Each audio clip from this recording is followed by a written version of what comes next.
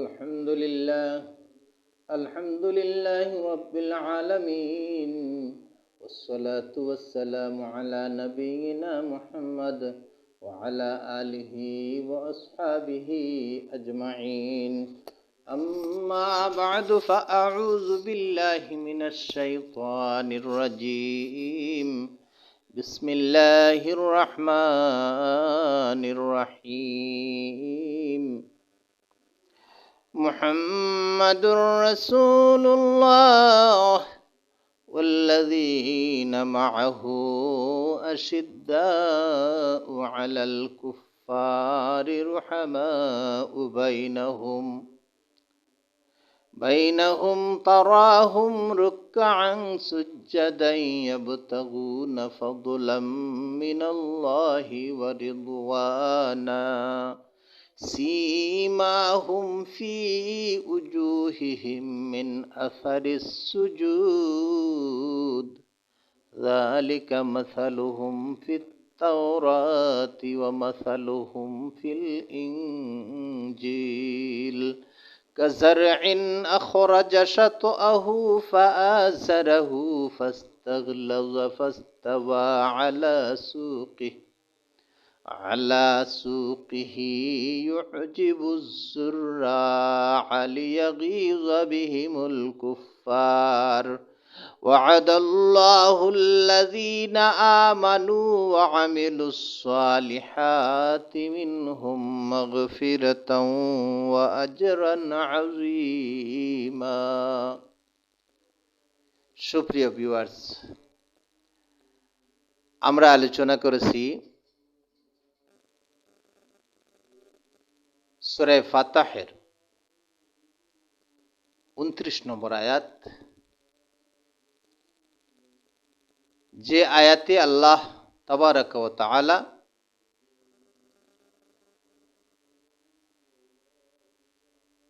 আরবি বর্ণমালার 29টি অক্ষর এই আয়াতের মধ্যে দিয়েছেন। সূরা ফাতহের এই 29 নম্বর আয়াতে আরবি বর্ণমালার 29টি অক্ষর রয়েছে।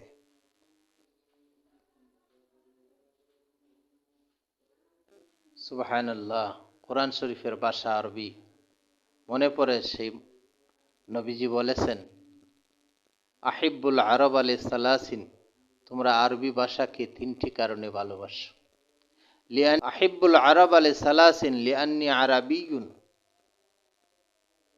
ওয়াল কুরআন আরাবিয়্যুন, এবং কোরআন শরীফের ভাষাও আরবি। ওয়া লিসানা আহলিল জান্নাতি আরাবিয়্যুন, এবং জান্নাতীদের ভাষাও হবে আরবি।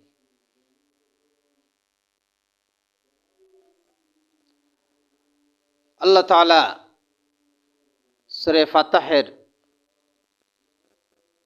মধ্যে হুদায়বিয়ার সন্ধির বর্ণনা দিয়েছেন, যে সন্ধিটি বাহ্যিক দৃষ্টিতে মুসলমানদের বিরুদ্ধে ছিল। আল্লাহ পাক রব্বুল আলামিন ঘোষণা দিলেন, ইন্না ফাতাহনা লাকা ফাতহাম মুবিনা, নবীজি আপনাকে এই সন্ধি আমি সুস্পষ্ট বিজয় হিসেবে ঘোষণা করলাম, মুসলমানদের জন্য সুস্পষ্ট বিজয়।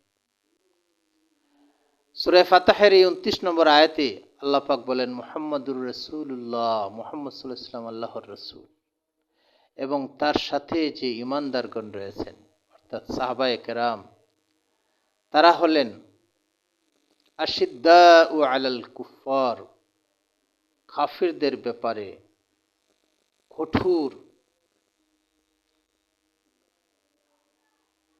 জিহাদে তারা ঝাঁপিয়ে পড়েন। যদি বাবা কাফির হয়, ভাই কাফির হয়, তাকেও আঘাত করতে তারা পিছপা হন না আল্লাহর ভালোবাসায়।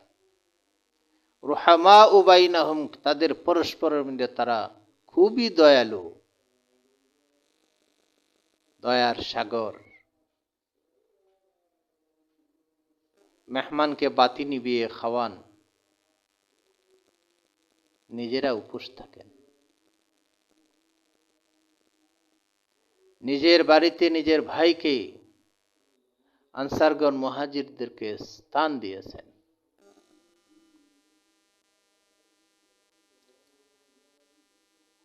তারাহুম রুকআন সুজদান ইয়াবতাগুনা ফাদলাম মিনাল্লাহি ওয়া রিদওয়ানা, তাদেরকে আপনি দেখতে পাবেন তারা রুকুকারী সেজদাকারী।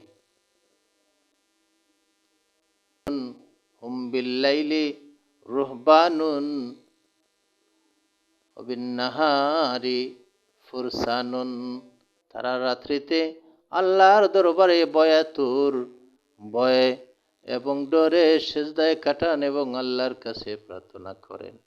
এবং দিনের বেলায় তাদেরকে তুমি বাহাদুর দেখতে পাবে, সাহসী দেখতে পাবে, কাফিরদের বিরুদ্ধে কঠোরভাবে দাঁড়িয়েছেন।